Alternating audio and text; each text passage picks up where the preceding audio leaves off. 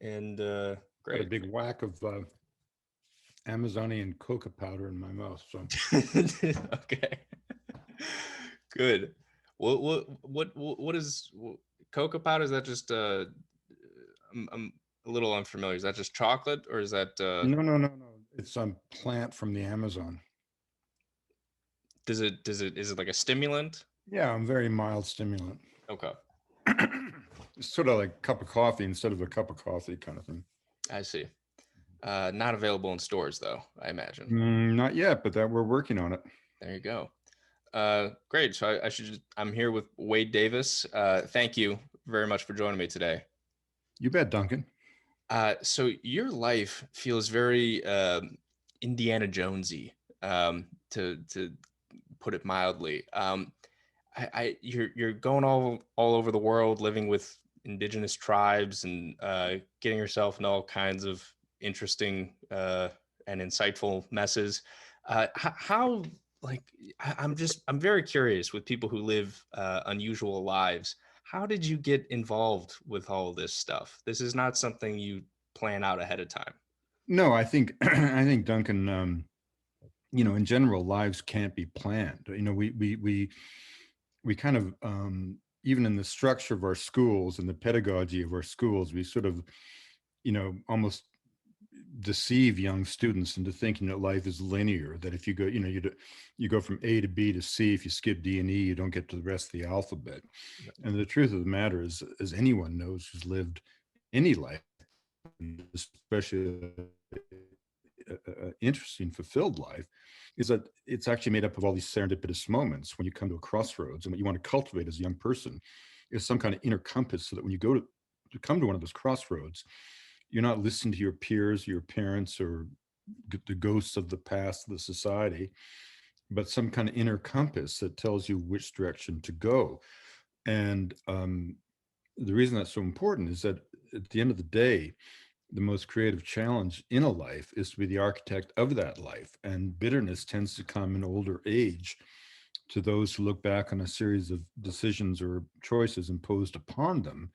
Whereas I've certainly found at my age of now 67 that those amongst my friends and peers who are content are those who can look back on a life in which they maybe didn't make always the right decisions, but at least they own those decisions, and so they did become the architects of their lives. And that can only kind of result in gratitude, and contentment, and sometimes pride.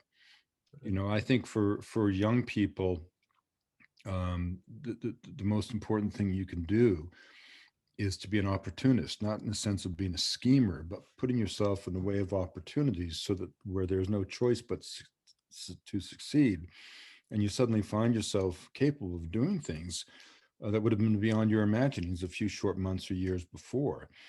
Um, Jim Whittaker, the first American to climb Everest, said that if you're not living on the edge when you're young, you're taking up too much space.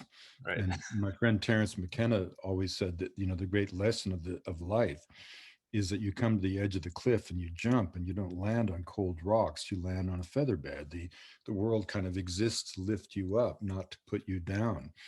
And I certainly had no idea at any point in time what I was going to become. In retrospect, my strength was not being decisive. I was the antithesis of that. My strength wasn't knowing what I wanted to do, because it wasn't ever clear to me.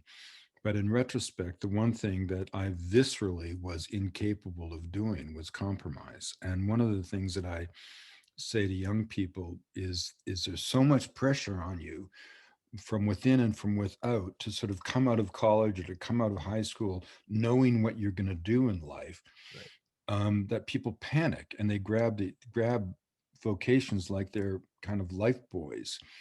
And the truth is, it takes time to formulate something that has never existed before, which is the full dimensions and the full wonder of a unique human life. So I always say to young people, never compromise, be patient, and give your destiny time to find you. And in a sense, that's what I did.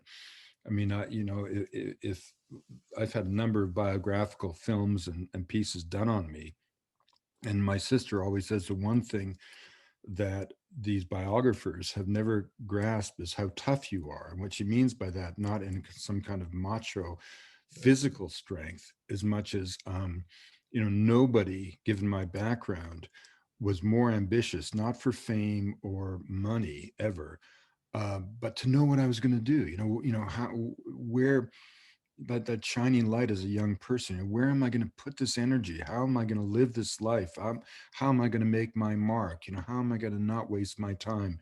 What is my calling in life? That classic sort of set of questions one has, existential questions when you're young. And I had those questions in spades, and I desperately wanted to answer them.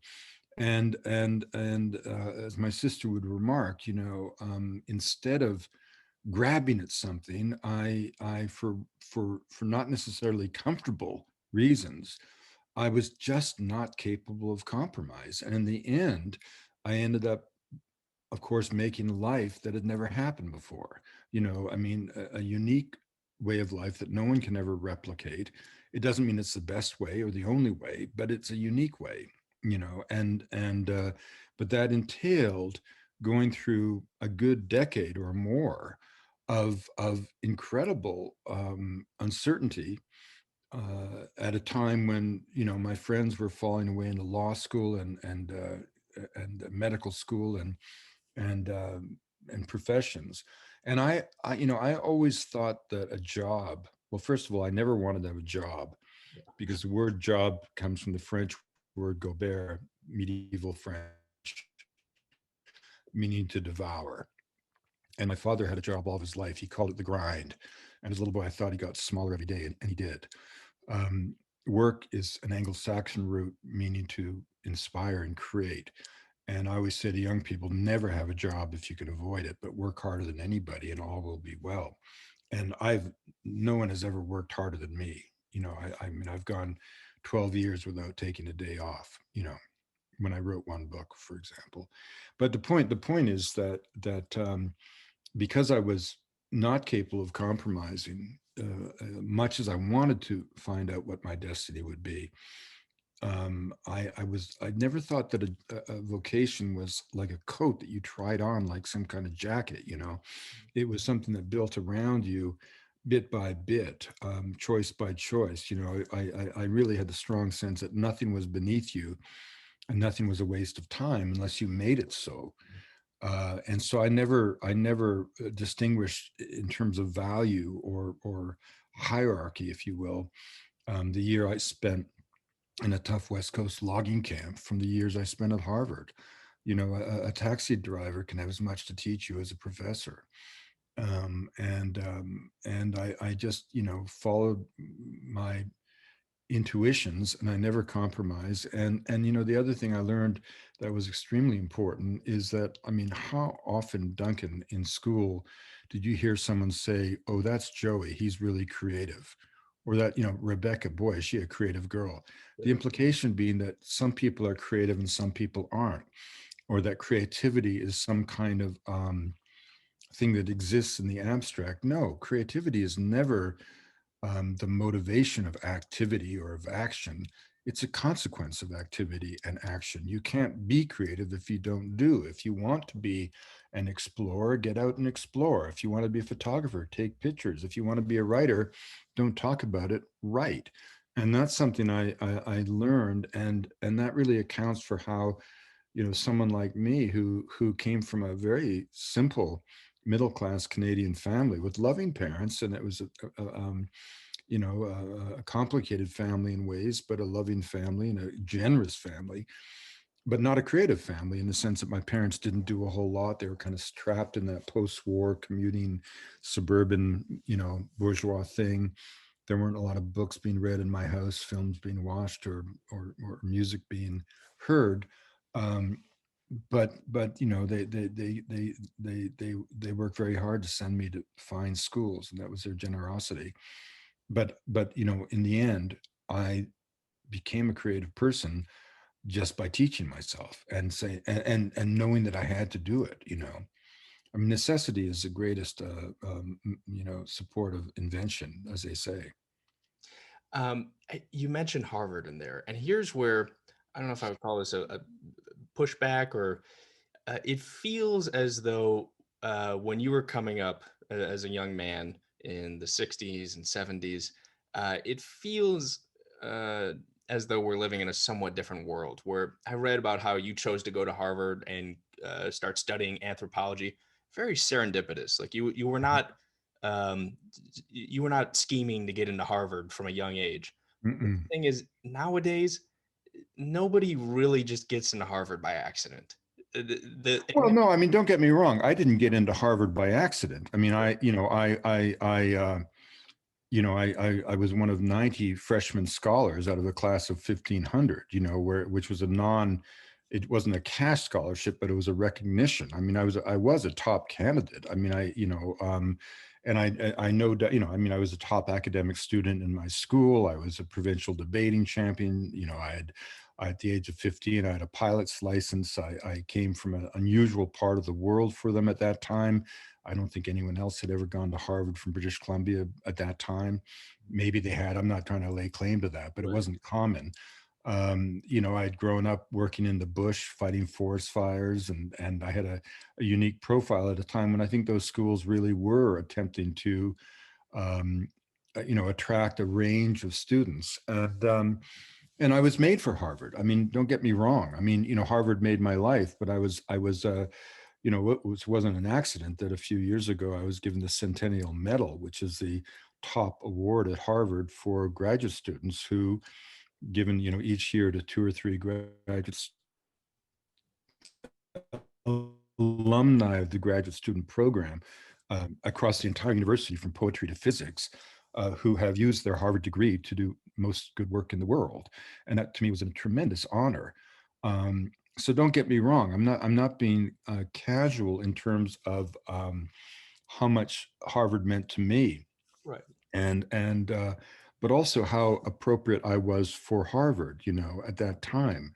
But I think a difference is, and a really important point. I still think at a place like Harvard, you go to that school um, uh, because of the quality of the peer group. I mean, I learned so much more. I mean, I literally, it is true that I didn't learn about Harvard through this. I mean, my mother had a friend who was from a New England family, and her son had gone to Harvard.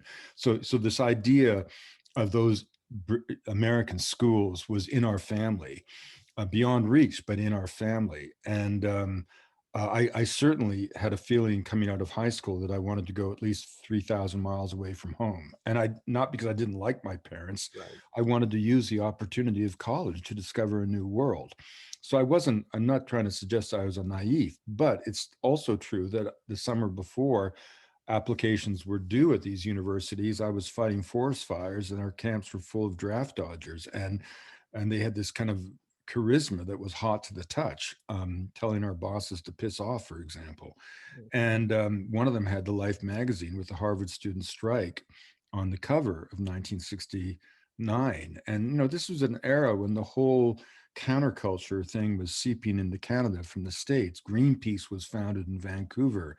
We were all listening to the Grateful Dead in the airplane, and those psychedelic bands. And we were all kind of experimenting with drugs, right? And so there was this allure of the United States that was, I didn't even apply to a Canadian university. Um, and I applied randomly to Williams and Princeton and Brown and Harvard, not really knowing anything about any of them. And I got into all four. So my headmaster wanted me to go to Princeton. Well, I guaranteed I wasn't going to go to Princeton, and I just picked Harvard. I mean, not really for any particular reason. And I literally arrived there with my steamer trunk at the Logan Airport, and I really didn't know where the college was, and my parents didn't have the money to come down to Boston from British Columbia. And I saw a black guy in the airport with a Harvard T-shirt on. I thought, well, he's got to know where the university is. He didn't know either. So I dragged my trunk through the subway and got to Harvard Square. And it's quite true that my mom had made a mistake, and the dorms weren't open for a few days, and I had nowhere to stay. I had no money, literally no money, because I was supposed to get money from the bank in Cambridge, and it wasn't open for 3 days. So I dragged my trunk through the streets until I found a church, and I knocked on the door, and this pastor opened up the church, and he welcomed me in. I sort of fell in love with America at that moment. But at the same time, he was a war resistor, so his basement was full of people about to flee to Canada. So I got kind of radicalized within 24 hours of arriving, and spent most of my first year doing kind of radical politics. In fact, a handful of us, all freshmen, made the last university wide Harvard student strike in 1972 when Nixon bombed Haiphong Harbor. Or was it? Yeah, 72 it was. I think it was 70, yeah, 72. Or maybe it was, no, maybe early 73. And no, it was, anyway, what doesn't matter. Right. I participated in things and riots and takeovers and stuff that ought to have gotten me thrown not only out of the university but out of the country. And unfortunately, I was never caught, or labeled. But the point is that in the spring of my freshman year, the deadline for announcing your major was the next day. Yeah. And, I had taken some history courses, which was my favorite subject, and been a little disillusioned by them. They seemed dull and dead and very much of yesteryear. And I had never taken an anthropology course, but I by chance, I was in the Museum of Ethnology, the Peabody Museum, and walked out having seen all these fantastic exhibits of distant exotic societies. And I ran into a friend in the street and I said, Stuart, what are you going to major in tomorrow? The deadline was the next day. And he said, anthropology. And I literally did say, what's that? And he said, well, you read about Indians. And I, like Forrest Gump, I said, that'll do. And that's how I became a student of anthropology. And then I really became enchanted with it. Now, that said, again, don't get me wrong. My mother had in her wisdom worked very hard in 1967 to afford to send me to join a group of schoolboys that a teacher was taking to Cali, Colombia in the summer of 1968. Now, at that time, most Canadians and Americans had never been in an airplane. So the South American destination was very exotic. And I was the youngest of the group. And whereas many of the older lads were suffered from what the Colombians called mamitis, or homesickness, I literally felt that I had finally found home. I just love the energy of Latin America. It felt like it really did feel like the home and the community I had never known in the kind of the boring, stiff and uptight world of Protestant Canada, if you will. And so I had that foreign bug. And also, even going back further than that, when I was a little boy, growing up in Montreal during the time of the Two Solitudes, I grew up in an English community that had been plunked like a carbuncle in the back of an old Francophone village that went back to the 17th century. And there was literally a boulevard, Cartier Boulevard, that divided French from English. And there was a little shop on the corner that my mom would send me to at the age of 6 to buy her cigarettes or milk or whatever she needed. And I remember even at that age, I'd perch on that stoop and look across the boulevard and think, wow, there's across that one street, there's another language, another religion, another way of life. And I wanted to cross that road, and I did, ignoring all the ghosts of bigotry and prejudice in my community. And in a sense, I've been crossing that road all of my life as an anthropologist. So there was that yearning was in me, that openness to the other, if you will, that deep curiosity about different cultures, different languages. I had that from growing up in Quebec with French, of course, and in Colombia with Spanish. So I was not a naive when I went to Harvard in that sense. And then similarly, again, I think we also benefited. You mentioned the circumstances today from then. I think without doubt, it's a whole lot harder to get into Harvard now than it was then, just like it was harder to get in when I got in than it was in the 1940s. And I think that the commodification of university. Why do people try so hard to get their kids into Harvard? It's very simple. Mothers and fathers, to both for the aspirations of both and basic economics for your generation of parents not you, but your mom and dad, Duncan, Yeah. both had to work and both did work. And there was always that tension between workspace and home space, and whether kids were raised by nannies or in daycare or in summer camps or whatever, there was this thing of buying commodities for your kids, buying experiences for your kids. Because if Johnny got into Harvard, you could finally say at the end of the day, I must have been a good parent. And I think there was a lot of that going on in your generation, right? That wasn't the case in my generation. I mean, my parents didn't know anything about Harvard, couldn't have cared less, really. I'm sure they were proud that I got in, but it just wasn't that big a deal.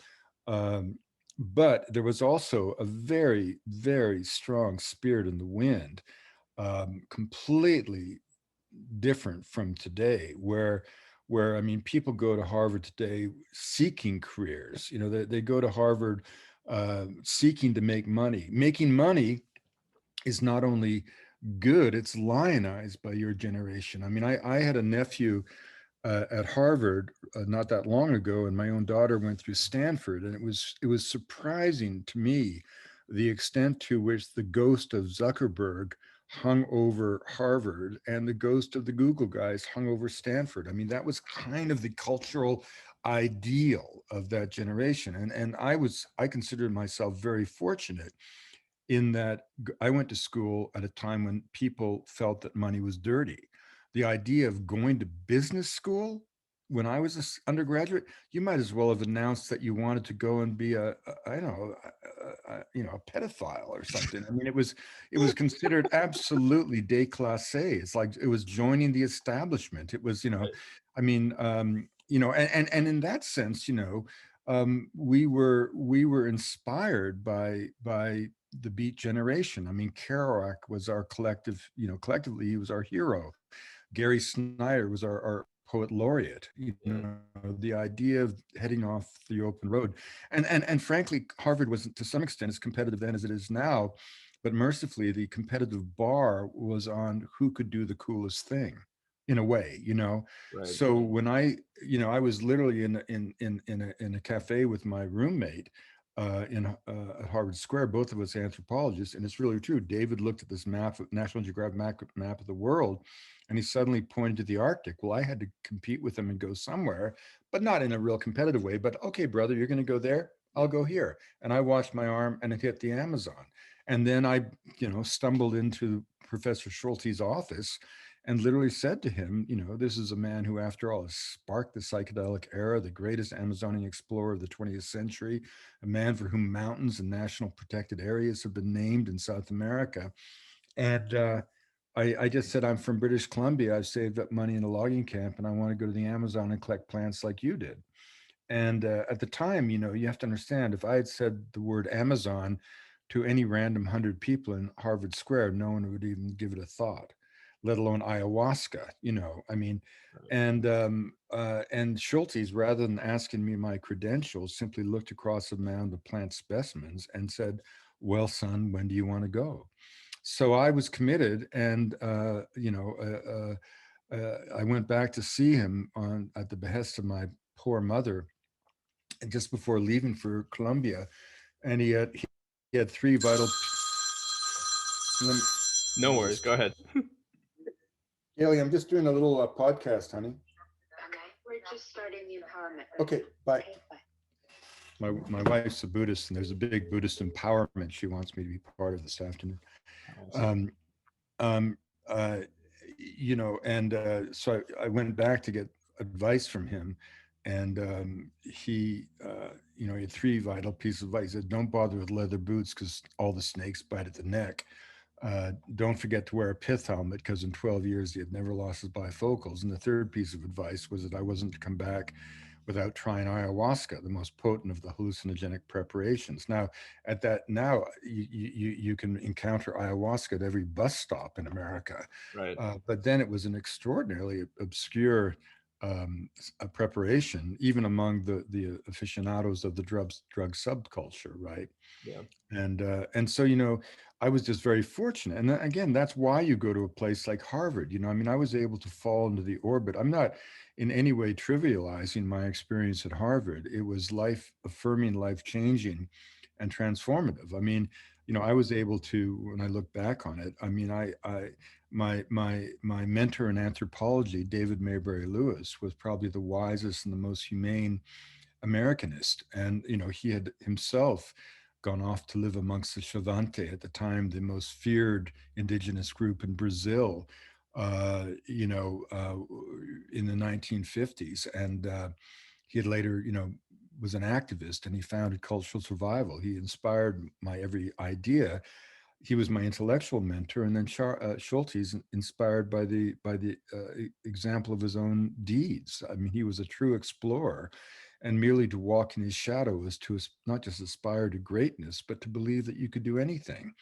I remember when I first ran into Schultes after a year and a half in South America. I'd been in I met him in Bogota, and I hadn't seen him since I had left Harvard.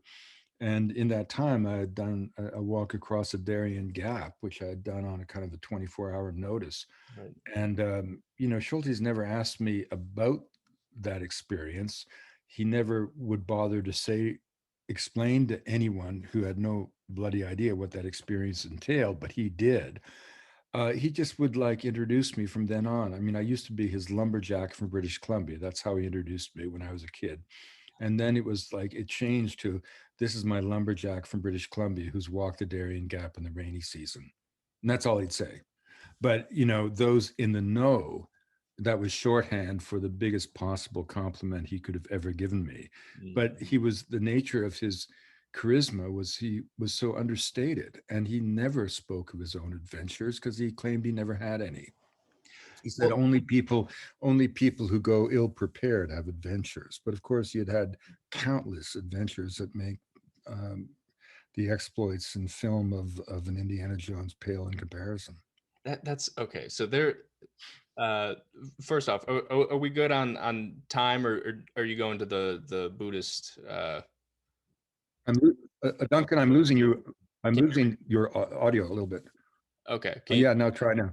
I was just saying, first off, I just want to make sure are we good on time, or Oh, I can have time to get to the Buddhist thing. Don't worry. okay. Okay, so there a ton of things I wanted to ask you there. First off, when you talked about the sort of intellectual atmosphere of Harvard at that time, and in comparison with today, I don't know if you've read or heard of the book Excellent Sheep, but it's talking about a lot of people. It's a former Yale professor talking about how a lot of his students over time have become um, almost sort of like a simulacrum of what your experience was, where they are doing all these incredible things, and have all these incredible points on their resume, but it's almost as though they designed it in advance or with the help of their elders in a way to package themselves. Like I remember seeing when I was in high school, going to like some Stanford presentation, and it was talking about all these kids. Someone had started this nonprofit when they were 15, and now Yeah, it's yeah, yeah. this. And it almost felt like if the problem that their nonprofit was working on had been solved, that they would almost be kind of bummed out because Well, then I mean, I think, we have this commodification of yes, experiences, and I think it existed back then as much as it does now. I mean, I think that, um, we were all trying to, in a way, pad our resumes, but not necessarily in a cynical way, just in terms of we were definitely all overachievers at Harvard. I mean, that's what a place like Harvard exists for. I mean, and I think that what's interesting is how the definition of achievement changes through the generations. I mean, when my daughter went to Stanford, I was just I mean, it was just bizarre how many of her entering class had quote unquote started their own tech companies already, yes. which just seemed to me kind of bizarre. Um, and I don't necessarily know if there's also a deeper socialization process that goes into class and continuity of class. I mean, one of the things that I noticed, I did not come from the kind of family that normally would send its kids to Harvard, right?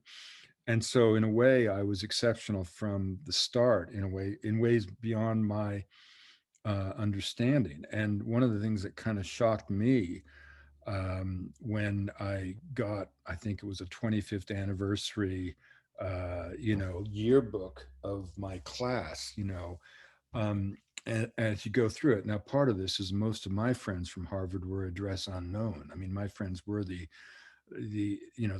extreme, the hippies, the kind of the bohemians, we were kind of the outliers even at college. But I was kind of shocked by the uniformity of outcomes Right. in a generation, and a class that, at least on paper, prided itself on creativity, or on being, anti-establishment, or whatever the word is. No, I mean, the truth is that the majority of students who went through Harvard, when I went through Harvard, ended up like lawyers, doctors, and all the conventional uh, uh, professions. And they would have been in tech if tech had existed at the time. Maybe they became in tech, but in the same way that now you could become a lawyer or a doctor. So I mean, it's not like this class of 1975, which was my class, all emerged as bohemians. But at least, and I think it doesn't mean that everybody who went through that school at that time had an interesting experience. They might have, or all I know is that the circle of friends that I met, and the mentors that I had and found, allowed me to craft a life that certainly has been unusual, rich, and extraordinarily gratifying. But again, um, there's enormous amount of risk involved. That I never think of it as risk, um, but at every single, I've written 23 books, and every single book has started off with someone saying, "How can you write about that?" I mean, my experience in life, and I think this is something I did learn early on, is that there's always someone holding you back. I mean, I only look forward. I never look back over my shoulder, and that's the direction that most people only know. And it's always been like that, Duncan. I mean, why do you need to go to Harvard? Isn't UBC good enough? Wait a minute, you're supposed to come to Harvard to study history and become a lawyer. That's what you said. What's this anthropology stuff? Wait a minute, you've spent 2.5 years in anthropology, you've done very well. And botany? You've never studied biology in your life. Wait a minute, you spent 2 years in the Amazon collecting plants, actually 4 years, and you've become the most precocious ethnobotanist of your generation. And you're going to do what? Study voodoo? Yeah. Wait a minute, you've just written 2 books on voodoo, the most popular books ever written on that subject. And you're going to what? You're turning your back on Haitian ethnography, and you're going to go where? Sarawak to be a rainforest activist? Wait a minute, you've almost saved forests in Borneo. You've written 2 books, you're doing this, and you're leaving all that behind to write a biography of who? Wait a minute, you just wrote a biography of Richard Evans Schultes, which is this cult book in Colombia. You're Mr. Amazon, and you're doing what? World War One? You're not a historian. Everest? Mallory? Tibet? What do you know? Wait a minute. You spent 12 years. Your book on Mallory and Everest has won the top prize for nonfiction in the English language. And you're going, what? Back to Colombia to write about a river that's been degraded for 50 years? Wait a minute. I mean, Right. that's a pattern of one's life. I mean, there's always someone. It's like if you cut off your beard, shaved off your hair on your face, there's someone who's not going to like it because I, they like you like that. I mean, in other words, I've always found that you know uh, you just can't listen to the voices, and you have to. I mean, I remember when I wrote my first book. I wrote that book for a very simple reason. I had to. I was recruited thanks to Schultes. But Schultes got mad at me. He thought it was he gave me the assignment through Nathan Klein, the great psychopharmacologist, to go to Haiti to look for this strange folk preparation. But Schultes didn't expect me to abandon South American Indians and ethnobotany, and actually asked to do that as my PhD thesis. And it set up a lot of tension between us because Schultes very much saw me as his protege. It was Tim Plowman and me. We were the lineage, right? And it wasn't. It was a very awkward moment when it became clear to everyone involved that I was more interested really in the ethno part of ethnobotany than the botany part of ethnobotany, right? And after 6 years of just thinking about plants and collecting 6,000 numbers altogether, maybe 24,000 specimens and really rare collections because I went to really unusual places. It all began to feel a little bit like collecting hay, and I just didn't want to be a taxonomist, and I didn't really have that faith in European in Western technology taxonomy as the ultimate classification system, although it's held up pretty well despite the revelations of genetics. Um, I was interested in intellectual problems, and I wanted something that had a bigger challenge intellectually, And the zombie thing just landed in my lap, but as it did so, Nathan Klein set up a foundation just to support my work. And if I needed $10,000 by Wednesday, I just had to call Manhattan by Monday night. And I didn't know where the money was coming from until one day I went to debrief Klein in his Upper East Side penthouse. And in the corner of the living room was a kind of a unctuous toad-like figure who turned out to be the benefactor of this foundation, who was David Merrick, the Broadway producer. And I took David to Haiti. He loved the theatricality of voodoo. He had made a fortune with 42nd Street, and we became good friends. But then, unexpectedly, Professor or Nathan Klein died during routine heart surgery, and Merrick had a debilitating stroke within a week. So I went from being flush with money to having none. And then I was in London. I walked off the street to a literary agent and essentially walked out with a book contract. But then I used the book contract. First of all, I took a girlfriend to Paris, and with the money that was left over, I finished the field research in Haiti. But then I had to write a book, and I wrote 2 chapters that I thought was the best since the Bible, and they rejected it. So then I left Harvard and I went to I'd come back from Haiti with malaria and hepatitis, and I didn't even know I'd been sick because I'd been working only the nights with the secret societies, and it was so surreal with all the ritual. I just was already in a constant fever pitch from the scene, but then I actually had malaria and hepatitis, not knowing it, and I was really ill. And a friend plucked me up, put me on her farm, and then I taught myself to write. Literally, I taught myself to write. And in 7 months, I had books by my desk, like Hemingway for dialogue, Isaac Dinesen for landscapes, and I never copied, but I learned from the masters by osmosis. And I had a great story to tell. I just had to figure out how to tell it, and I did in 7 months. The book was edited in a single day, and it sold 500,000 copies. So suddenly I was a writer, and it was the only PhD ever made into a Hollywood movie. And then after all that, I defended my thesis and wrote a second book, and then I got a job at New York Botanical Garden. I went through this competitive process, and I never really asked what the salary was going to be. And at the end of this long application interview process, they said, "Well, we think we can get." They offered me the job, and then it was a postdoc, and it was like, "Well, we think we can get you 19." And I said, "19 what?" And they wanted me to live in New York City on $19,000 a year, and my wife was pregnant. I looked at the guy who was a good friend of mine. I said, "Mickey, I love you, but you just made a career choice," because I just made $500,000 writing a book. Yeah. So right then and there, I just said, "Well, that's what I'm going to do." Now, at the time, I suppose that was, I was totally turning my back on the academic world, which I didn't really mind doing. But having gone through Harvard getting a PhD, I basically said, "Well, I'm never going to try to be an academic." And you could have said that was all a waste of time, but of course it wasn't. And then I went off, and of all things, I decided to. I mean, I wrote a few other little things, but I decided when Tim died. Tim had AIDS, and his death was so sad, and I was doing the eulogy at Field Museum, and with everybody weeping in that room, he was such a beloved figure.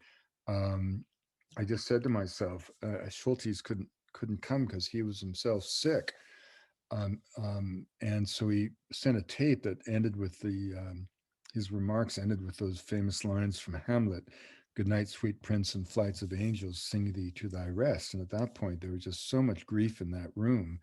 And as I stood about to deliver the end of the eulogy, I just said in my head, I'm going to write a book about these two men to make sure they're never forgotten. And that became the 6 years of One River, right? Yeah. And that really established my reputation as a writer. And then again, you know, I mean, I wrote a bunch of other books, but the next major effort, I was just standing at the base of the Kanchung face of Everest at a place called Petanringbo, which is higher than any ground, any peak in European in the Alps. And my friend Daniel, we were looking at the 2 vertical miles of ice rising above us to the South Pole, and that's the unusual face of Everest that few people see. Um, and um, and you've got to cross a bunch of passes to get to it. And my friend Daniel, who who I'd traveled thousands of miles with, just in his inimitable way, began to speak of these Englishmen dressed in tweeds who read Shakespeare to each other in the snow at 23,000 feet, and I was hooked. And that became a project that in the end consumed 12 years. Now these projects aren't easy. In the case of that book on Mallory, I wrote a letter to my agent that resulted in the biggest book advance in the history of any book on mountaineering. But then, unbeknownst to me, an expedition set out 2.5 months later and found Mallory's body. And there were 12 books out by fall. So that forced me to take my book to a whole nother level of depth, which resulted in the book Into the Silence. But that meant that for literally for 12 years, I both had the burden of writing that book, uh, uh, uh, even as I had taken on the position of explorer in residence of National Geographic and was writing all these other books and making 30 films and so on. So for those 12 years, I never stopped working. And okay, so let me ask you about the Haiti experience where you're going in. Duncan, you're losing your audio. Duncan, you're losing your audio. Sorry, can You're you hear losing me? your audio. Can you hear me? Yeah, maybe I should turn off my video and it might get a better signal. Sure. Okay. How's that? Is that better? Yeah, that's good. Um, so uh, when you talk about the Haiti experience, right? Um, and you're writing a book on zombies and voodoo. I want to get one of the questions I wanted to ask is, do you think that science is somehow privileged over other ways of knowing, or is it just one among many? Because when you go into a scenario like that, I don't think it's just science. I think that, the Western way of thinking, all cultures are myopic, yeah, faithful to their own interpretation of reality. And, most tribal names translate the people, the implication being the blokes over the hill are savages, right? The word barbarian comes from the Greek word barbarous. If you didn't speak Greek, you didn't exist. But the Aztec had the same notion in Nahuatl. Um, I think it's important to realize that our way of thinking is not the only way, and it's not even the and its dominance and its ubiquity shouldn't suggest it's the norm. I mean, the triumph of secular materialism may be the conceit of modernity, but it shouldn't suggest that this way of thinking is the norm in the human experience. It's quite the opposite. It's the anomaly. We, since the time of Descartes and the Enlightenment, as we tried to liberate ourselves from the tyranny of absolute faith, threw away all notions of myth, magic, mysticism, and metaphor. And that was very interesting. It gave us a scientific method. It put a man on the moon. It gave us allopathic medicine, one of humanity's greatest achievements. But it also implied a world in which the Earth itself was deanimated. The Earth became seen as just a stage set upon which only the human drama unfolded. Science, as Saul Bellows said, made a house cleaning of belief. And we forget that the beliefs and the metaphors is how most people mediated their relationship with the natural world. What I mean by that is that you and I, in our tradition, were raised to believe that a mountain was a pile of rock ready to be mined, a forest existed to be cut for timber. Well, that made us very different from my godchildren in Peru, raised to believe that a mountain was an Apu deity that would direct their destiny. or indeed the Kwakwaka'wakw youth who believes that the rainforests of British Columbia and his homeland are the abode of deities or spirits that will have to be embraced during his initiation. Again, the interesting thing isn't who's right and who's wrong. Is a forest the realm of the spirits? Is it cellulose and board feet? What's interesting is how the belief system mediates the interaction between the culture and that part of the natural world with profoundly different consequences for the ecological footprint of the culture. So, the First Nations have lived on this coast since the forest came into being, literally, uh, having a very moderate impact upon them. And whereas 3 generations of thinking about the forest as we do has resulted in them being torn asunder. The same thing with the way we rip open a mountaintop to seek the raw ore. And most societies do not have this kind of extractive model. They do not put people front and center. They interact with the natural world in a way that's based on reciprocity. The simple idea that the earth owes its bounty to people, people in turn owe their fidelity to the earth. And that's elaborated on in rituals and beliefs and myths, which become moral charters. But that's the way most people think.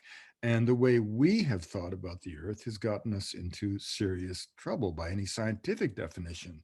Climate change has become humanity's problem, but it wasn't caused by humanity. It was caused by a very narrow subset of humanity who think about the world in a particular way and have managed to consume the ancient sunlight of the world for 300 years, who live in an economic system where economic well being is defined as perpetual growth on a finite planet, which, from most people's point of view, would be the economics of delusion.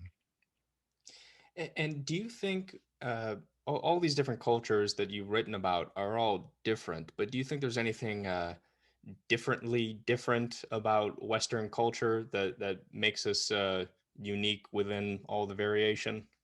No, not at all. Okay. I mean, every culture has something to say. Each deserves to be heard. The other peoples of the world aren't failed attempts at being modern. Um, each culture, by definition, is a unique answer to a fundamental question: what does it mean to be human and alive? And when they do so in the multiple voices of humanity, the 7,000 languages of our linguistic repertoire. And you mentioned the 7,000 languages. Of course, as you've talked about, a lot of those, I think you said something like 50% of them are going to disappear within, Yeah, as half aren't being taught to children, and the reason this is so poignant is because this extraordinary backdrop to our age is happening just in the generation when genetics have proven the truth of the sort of the central message of anthropology, which is cultural relativism. In other words, inspired by Darwin, anthropologists, in the 19th century sort of envisioned an evolutionary progression of society that went from the savage to the barbarian to the civilized to the Strand of London. In other words, we said that societies advanced in an evolutionary way, and the measure of advancement was the one thing we were particularly good at, which was technology. So we kind of stacked the deck and comfortably placed ourselves at the apex of a pyramid that then swept down its sides to the so-called primitives of the world. Well, that whole model has been ridiculed by modern science because genetics has shown without doubt that the genetic endowment of humanity is a continuum. Race is a fiction. We're all cut from the same genetic cloth. We're all descended from common ancestors, including those who walked out of Africa 65,000 years ago and embarked on this journey of 2,500 generations, 40,000 years that carried us to every corner of the habitable world. But here's the important point. If you accept the truth, and it is a truth, that we all are cut from the same genetic cloth, we all share by definition the same genius. And how that genius is expressed is simply a matter of choice. We think technology is important because it's what we're good at. Others think unraveling the mystic threads of memory inherent in 1,000 myths is of importance. The point is that you know every culture's got something to say. Each deserves to be heard. All collectively become of our overall repertoire for dealing with the challenges that confront us in the present and in the future. And so to lose a language which embodies the entire knowledge of a culture is to lose not only a vital branch of the family tree, of humanity, but it's also to lose a part of ourselves. And that sort of collapse of human diversity.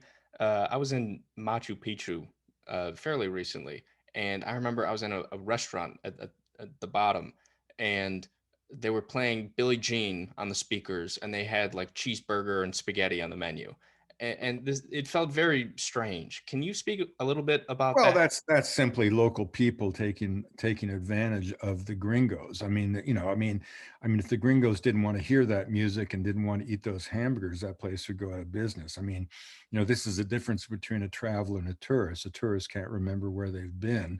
A traveler doesn't know where they're going. And you're talking about a site that is the destination for everybody who goes to Peru. So you're going to get this kind of touristic crap anywhere. But I mean, I think the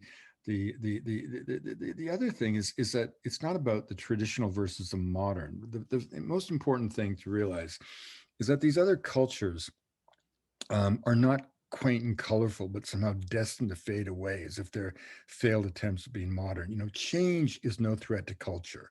All cultures are always dancing with new possibilities for life. The Lakota did not stop being Lakota when they gave up the bow and arrow for the rifle any more than your ancestors stopped being whoever you are when they gave up the horse and buggy for the automobile. Change in technology is no threat to culture. What is a threat to culture is power. And in every case, these are dynamic living peoples being driven out of existence by identifiable forces. Those forces can be egregious industrial decisions and policies, or they can be ideological. The ubiquitous cult of the modern, the kind of the blind spread of Western pedagogies and education, or indeed the Marxist mania of centralized control of the Communist Party of Beijing. But this is actually an optimistic observation, because once we realize that humans are not destined to fade away, but they're being driven out of existence, it means that human beings, if we're the agents of cultural destruction, we can surely be the facilitators of cultural survival. So it's not about them and us, or the traditional versus the modern, or any suggestion that anyone be sequestered like some kind of zoological specimen frozen in time, denied the genius of modernity, or that we somehow go back to a pre-industrial past. It's how do we all go forward in a way that all people can benefit from the best of modernity, be it technological or medicine, but critically without that engagement demanding the death of who they are as a people. And the reason this is important is that culture is not trivial. Culture is not decorative, Duncan. It's not the clothes we wear, the songs we sing. Culture is ultimately a body of moral and ethical values that we place around each human being in every culture to keep at bay the barbaric heart of humanity. It is culture that allows us to make sense out of sensation, to find order and meaning in the universe, to do as Lincoln said, seek the better angels of our nature. And if you want to know what happens when the constraints of tradition are lost and the individual torn asunder from the comfort of culture, aspiring for levels of affluence that may always be elusive, securing only a place on the lowest rung of an economic ladder that goes nowhere, kind of cast adrift in a sea of disaffection and alienation. You only have to look at the points of chaos around the world. Every moment of conflict is a conflict of culture. So culture is not trivial. It's the glue of civilization. And this, I wanted to also, I wanted to ask you this earlier, but you mentioned Terrence McKenna as a friend of yours, and you've had, you talked about your experience with ayahuasca. Um, for people who've never taken any psychedelics before, it's very much not like like, oh, let's get high, or a trivial experience. Why do you feel like this is uh, an important subject worthy of your time and effort? Well, I mean, first of all, you look around the ethnographic record, and the desire to periodically elevate the spirit, to invoke some technique of ecstasy, is so ubiquitous in that record that it's part of the basic universal human appetite. Now, that appetite can be met with ordeal, with vision quests, with dancing, with prayer, with meditation, or with the ingestion of these interesting plants. Um, and the the the scholarship that's always surrounded these plants has always emphasized two things: set and setting. The mental set you bring to the experience and the physical place in its totality in which you use the substance. These substances are neither good or evil. They catalyze a kind of ambivalent potential for good or evil. They create a template upon which personal beliefs and ideas and stimuli can go to work. And that's why, and whereas pharmacologically they are extraordinarily benign, much safer for you than taking aspirin, for example. Psychologically, by definition, they can be profoundly challenging, which is what is their great gift. Uh, the actual subjective experience is so otherworldly that it's no wonder that these have often been seen to be divine, which is why we use the word entheogen, the plants that reveal the God within. And as Gordon Wasson famously said, the first European to take the so-called magic mushrooms in traditional context, said to try to explain the subjective effects is rather like trying to explain to a blind man what it is to see. But the truth of the matter is that the probably the most powerful takeaway that people have from these substances is a new appreciation of the wonder of the natural world. I've never met anyone who's taken any psychedelic. I'm sure people have and gone to some disco in some damn dump of a basement and not exactly had a revelation about photosynthesis. But certainly, if you take these substances in a natural setting, a very common uh, uh, takeaway is a completely new appreciation of the wonder of nature, and God knows we need more of that.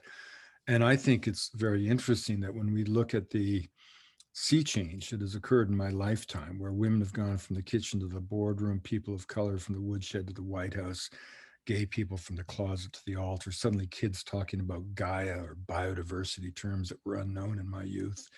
The one ingredient in the recipe of transformation that we expunge from the record is that millions of us took these substances and never came back the same. I mean, I remember so clearly parental concerns that, parents saying to you, don't take these things, you'll never come back the same. And our poor parents didn't understand that that was a whole bloody point.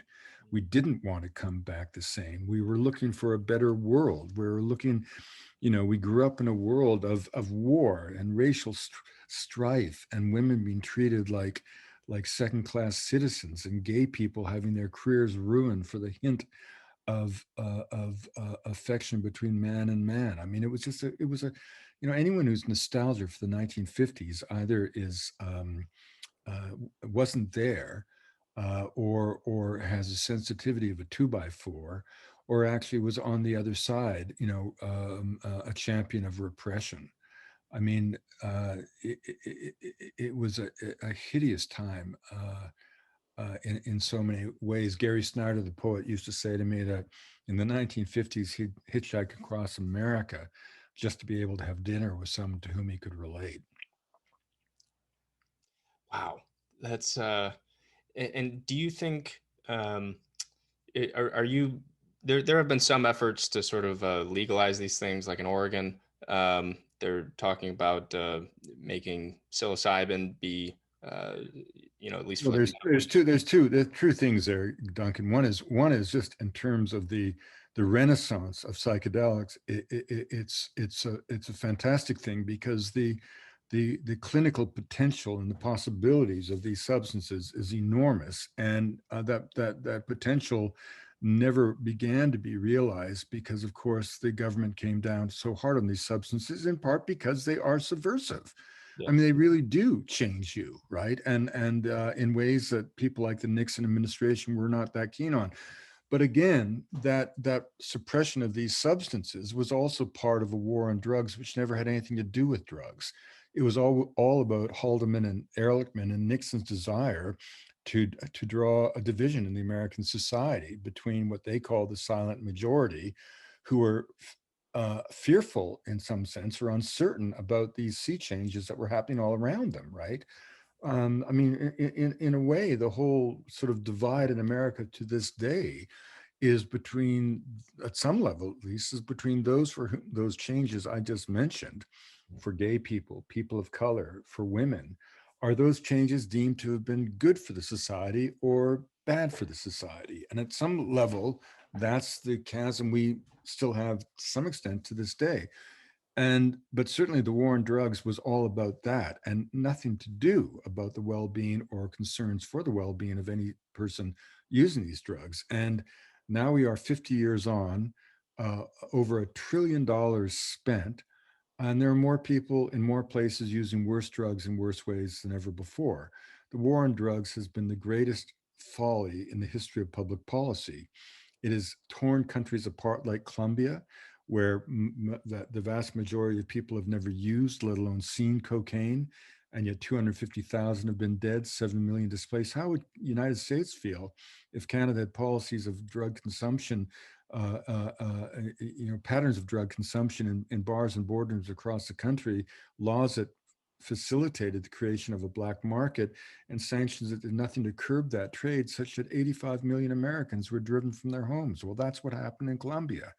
And I mean, the last year before the peace treaty was signed, the FARC were down to 6,000 cadre, but they made $600 million through extortion and drug trafficking. Well, you give me the Beverly Hills Boy Scouts, and I can paralyze Southern California with $600 million.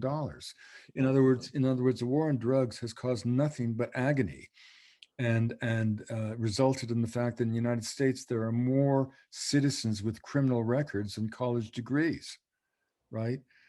And so this whole war on drugs has to end. It was never about drug use. And in fact, if you think about it, I challenge you to name one person you've ever met in your life whose decision to use or not use drugs had anything to do with their legal status. It's not how people make decisions about drugs. Uh, you'll find that if drugs were completely legalized, use would plummet, because a huge part of what causes a use is the energy and the money involved in the trade. You know, um, you know, there are no good and bad drugs. There are only good and bad ways of using drugs. And one good way of using a drug is not to use it. But the point is that if you legalize drugs tomorrow, you would find that drug consumption would drop. We would begin finally be able to treat drug addiction as a health problem. How bizarre is it that now, after 50 years of war on drugs, the largest cause of mortality for Americans under 50 is no longer car accidents, but the overuse and abuse of legal addictive opioid drugs. Mm. That's what we've got from the war on drugs. We don't judge drugs by the war on drugs. Its greatest child is crystal meth. The poor man's cocaine. Yeah. Every time we intervened, we only made it worse. And the truth of the matter is that those who are are fighting the war on drugs have no interest in winning it, any more than the cartels want the war on drugs to go away. We studied coca for 3 years for the U.S. government. We showed that this was a plant that had been used with no evidence of toxicity, let alone addiction, for 4,000 years. A plant full of vitamins, full of calcium essential to a diet that lacked a dairy product, full of enzymes that enhance the body's ability to digest carbohydrate at high elevation, perfect for the tuber-based diet of the Andes. And at the end of all of that, there was a job opening at the USDA that my friend Timothy said, "I want you to apply for, but if you take the job, I'll kill you." And I went out to the Beltsville USDA and walked into this office, and I immediately knew this guy wasn't USDA, he was DEA. And the first thing I knew about him was not only work for the Drug Enforcement Agency, he was himself a drug addict. I couldn't get in the room for the cigarette smoke. And then secondly, I noticed that he was had his walls decorated with seized paraphernalia. It was like going into the office of a anti-pornographer and seeing pornography on all the walls. And then I sat across from him. It was the 1970s. He had a big belly butterfly collar with big hairy chest, gold chains around his neck, and gold nuggets on his fancy Rolex watch. And I thought, where have I met this guy before? And he turns out that the only thing he'd concluded from our studies was that we were good at finding coca fields. He wanted me to go back to South America, sneak into the fields, get all the biological pests that destroy coca plants, bring them back so they could be manipulated biologically, and then reintroduced to destroy more coca plants. That's all they had concluded about our work over 3 years. And I'm looking at this cat and I'm thinking, fuck, where have I seen you before? And I realized I had never seen him before, but I'd met him 1,000 times. He was the Medellin cartel. I knew those guys in the early 70s. Carlos Leader, who was the main transport officer for the Escobar cartel, was right up the road. I mean, and they were sleazeballs, and this guy was a sleazeball, and they were absolutely two sides of the same coin. Neither one of them, for the slightest moment, wanted to win the war on drugs. The war on drugs, in some years, had a $60 billion budget. Every single piece of the U.S. government had its claws in that pie. The Washington Post did a great expose showing as much. These people had no interest whatsoever on winning the war on drugs, and certainly not legalization because it would put them out of work. In the same way, the pot growers of Humboldt County were the most vocal people to object to the legalization of marijuana because it was going to destroy their business. These are criminals who make money selling these drugs to innocent people at exorbitant prices, drugs that no one knows are even clean or not. Mhm. And this is the consequence of the war on drugs, right? Legalize drugs and the whole society shifts. We send a message to African Americans that they're not second class citizens. You realize the criminal sanctions for crack cocaine, which is just a form of cocaine, are 100 times those of powdered cocaine, simply because white people like powdered cocaine and black people smoke crack just because they can't afford a gram of cocaine. And you have this bizarre situation where the government's spending $50 billion a year on the war on drugs to try to stop cocaine. American consumers are snorting 165 tons of cocaine every year and spending $50 billion to buy that cocaine. Yeah. That's okay. So And the truth is, coca is no more cocaine than potatoes or vodka. yeah. What we need to do is break those two apart and make a proper nutraceutical product for a plant known to the Inca as a divine leaf of immortality that has been used with no evidence of toxicity, let alone addiction, for 4,000 years. A plant stimulant that is so mild but so helpful that it would displace coffee, tea, and chocolate in the cupboards of every American if only they had access to it. Um, okay, so I've already taken an hour of your time, so I kind Yeah, of want to wind down here. But the right. last sort of subject I wanted to ask you about is you wrote this piece in Rolling Stone about the decline of America, and as we're talking about all these different cultures and so on, I'm reminded of this other person I talked to for the podcast, Richard Grant, who followed around a bunch of American nomads, people in like the desert of the Southwest who would just be in their RVs, or Slab City, if you've ever heard of it. It's kind of like an anarchist, uh, ramshackle town in the desert. And all of those nomads were not trying, they were trying to get away from the sort of modern consumerist lifestyle, but the way they did it was by being hyper individualistic and trying to get away from other people and almost be sort of like anti society. And that feels like a very I don't want to say American solution to the problem, but it seems like a big part of Well, I mean, the America has sort of, particularly after World War II, embraced the cult of the individual with kind of yeah. iconic intensity, and it gave us great mobility and freedom, but it also, challenged the bonds of community and connectivity that support the well-being of most people around the world. Look, I mean, the generation of contemporary nomads is also a reflection of today's economy. When you have situations where the price of real estate um, no longer reflects local economies. I mean, traditionally, a house in Birmingham, Alabama, might be cheaper than a house in San Francisco simply because the economy of San Francisco was more robust and people made more money, and so the housing costs more money.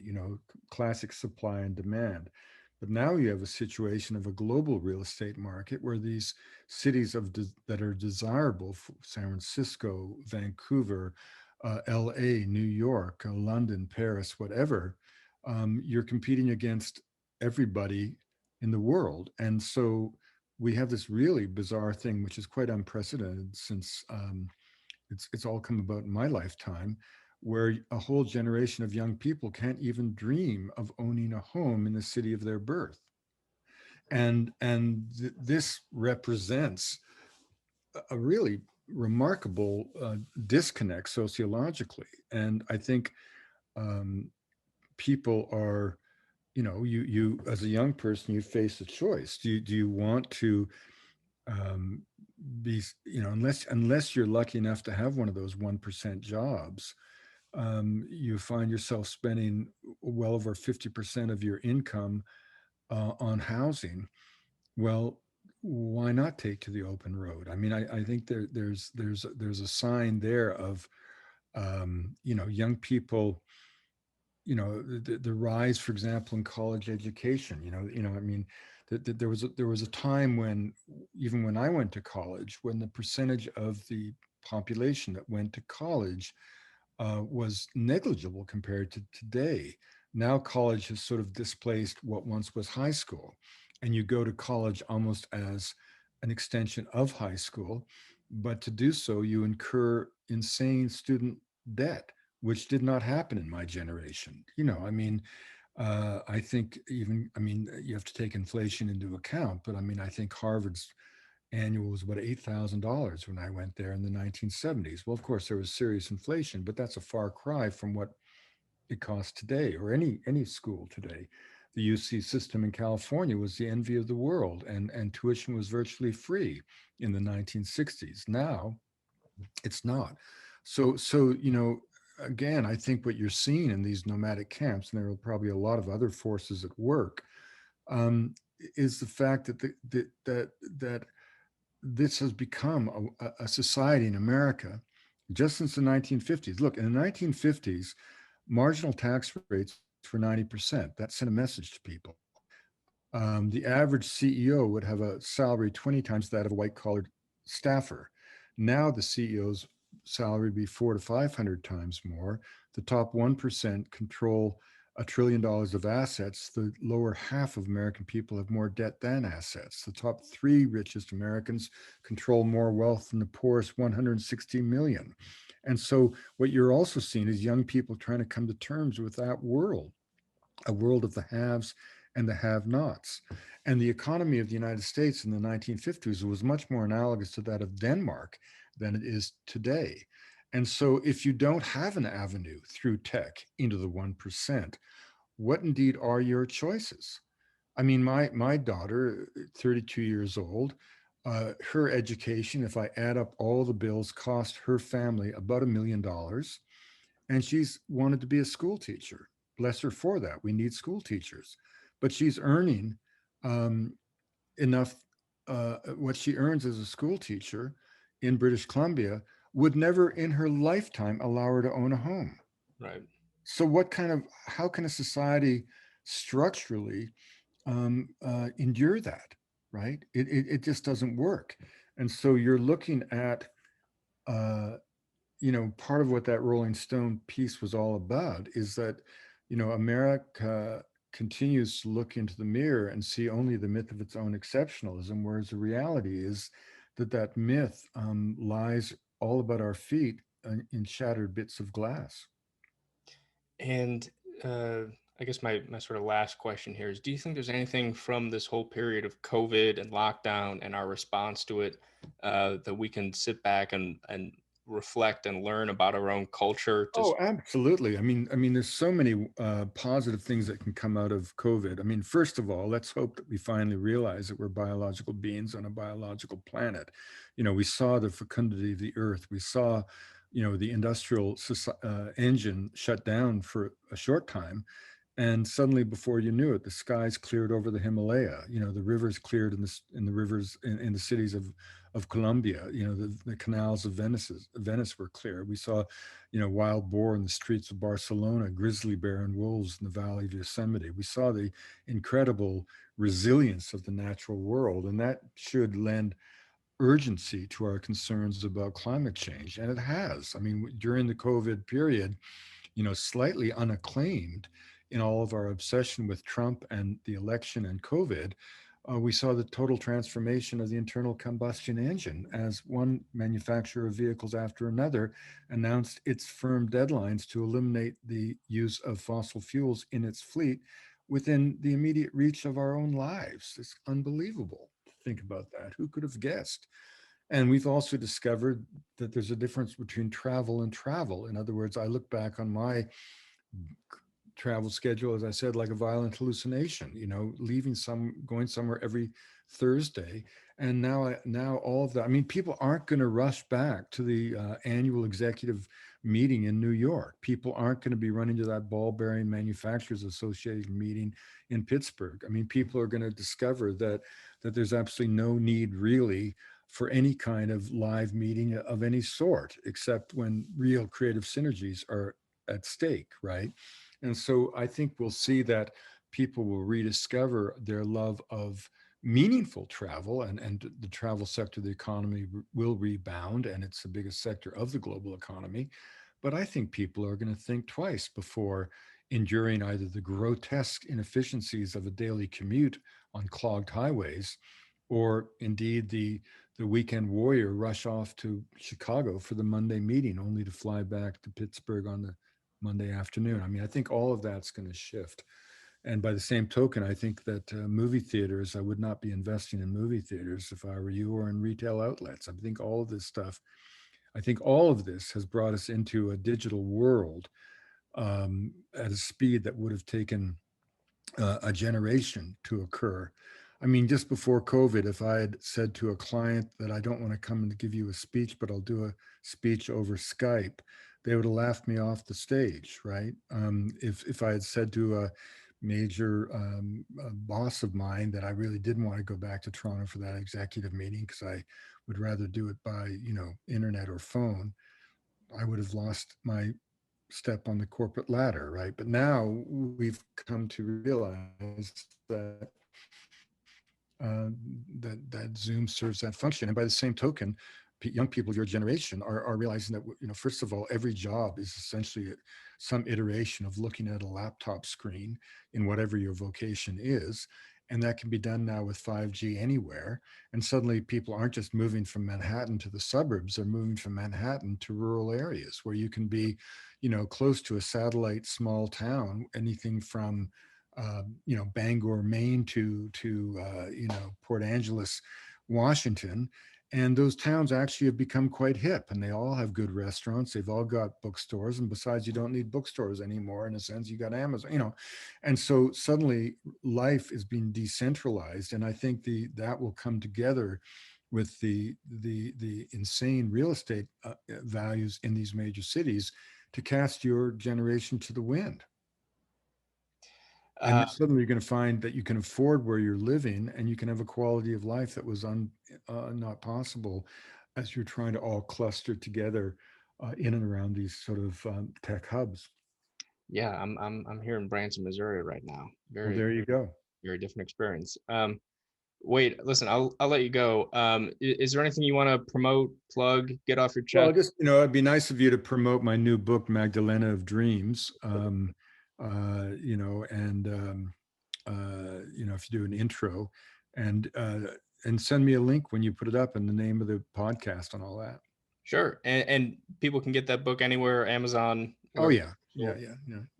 Okay, great. Wade, you're a fascinating guy, inspiration. Thank you so much for your time. My pleasure, Duncan. Thanks a lot. Alrighty. Take care. You bet.